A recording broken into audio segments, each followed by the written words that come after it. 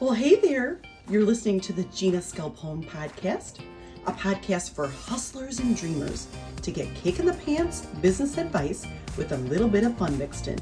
And this is your host, Gina Scalpone.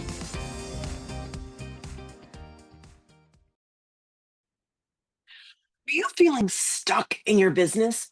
Perhaps you don't know how much money you're making per hour. Perhaps you feel like your surroundings have to be perfect to have a successful business.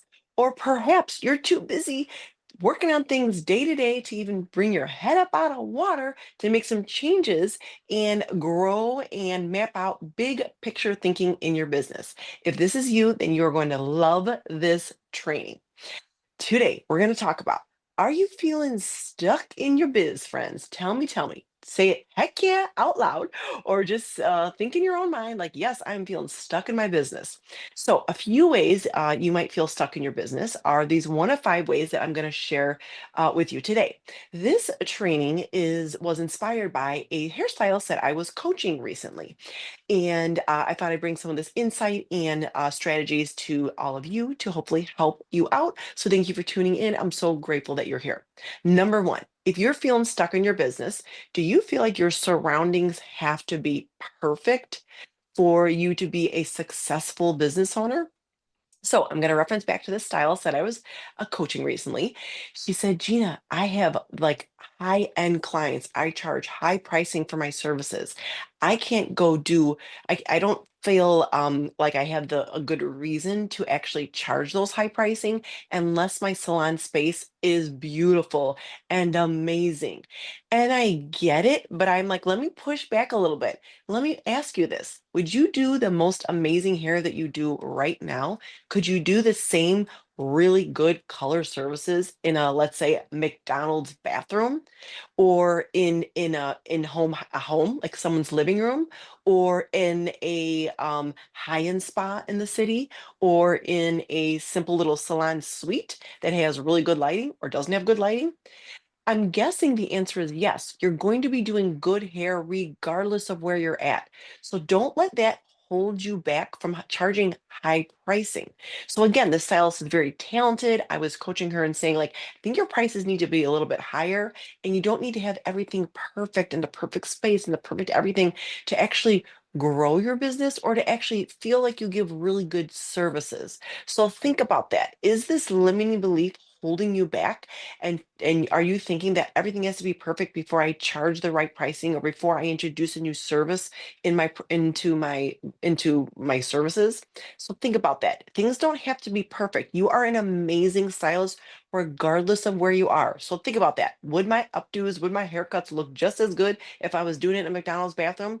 Yes, they would. Then that means you can do it anywhere.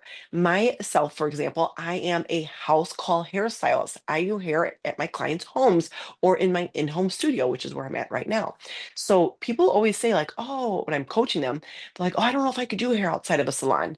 Yes, you could. I've been doing it for over 15 years, house called and in-home visits. My clients love it. Now, of course, I have to do it in a space in their home where it's really good lighting, or when they're in my home, I have my ring light, things like that. If I have to, I bring my ring light with, but just make sure you have really good lighting. It doesn't have to be some fancy space for you to do a really good job and for you to charge high pricing. So that's one limiting belief I want to challenge you to think about differently.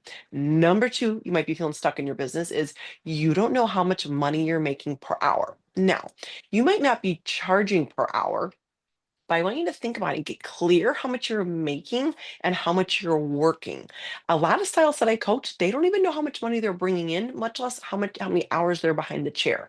Now, again, I'm going to use the stylist that I was coaching just recently in this example in this training.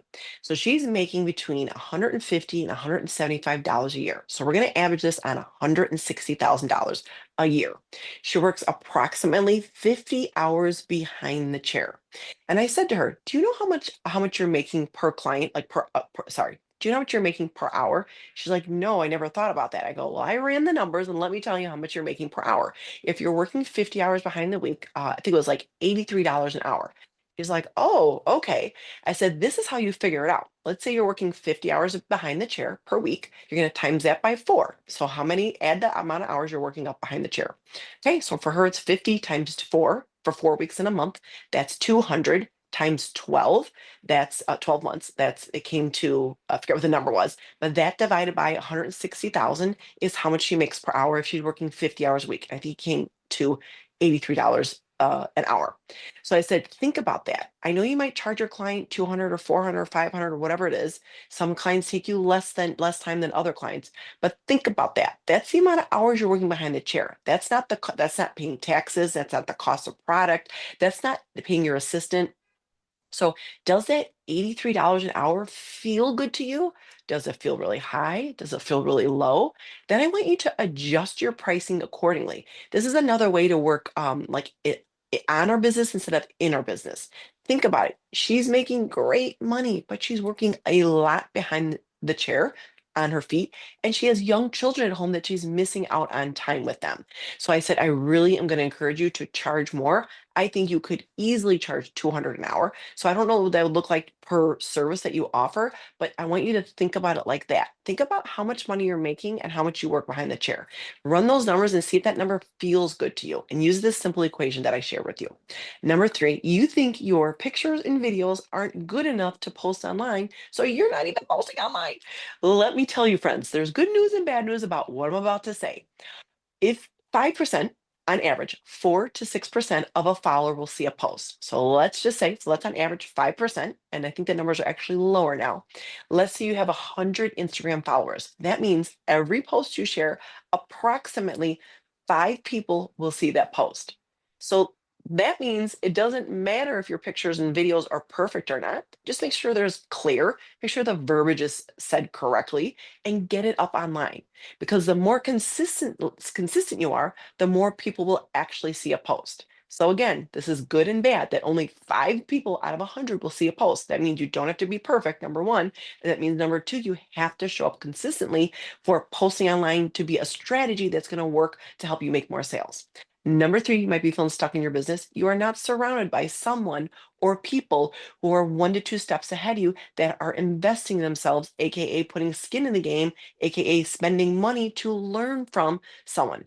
If you are feeling stuck or overwhelmed or kind of isolated, you need to be in a group of people that are doing the dang thing. You need a mentor, you need a coach, you need someone who's doing something in their business that you're like, ooh, in 1 year, I want to be like her. In 2 years, I want to pivot my business like she or he did.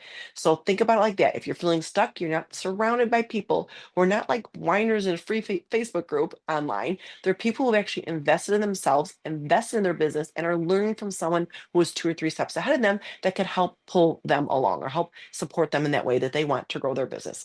And number five, while you might be stuck in your business, you're too busy in the weeds, you're too busy working in your business to actually work on your business, my friends. If you are just getting by, if you're just getting home, if you're staying at work till 9 or 10 p.m., if you're working 50 hours behind the chair or whatever it is, if you're kind of at the capacity, you're not going to be able to think big picture of how you could grow your business, how you could scale your business, how you could hire team members to help you with it, how you could take some services off your plate that you don't like, or take clients off your plate that you don't like. There's no room to actually think things through when all you're doing is going around and around and around. You're coming to work, you're working a million hours, you're going home late, you're barely seeing your family, you don't have any downtime.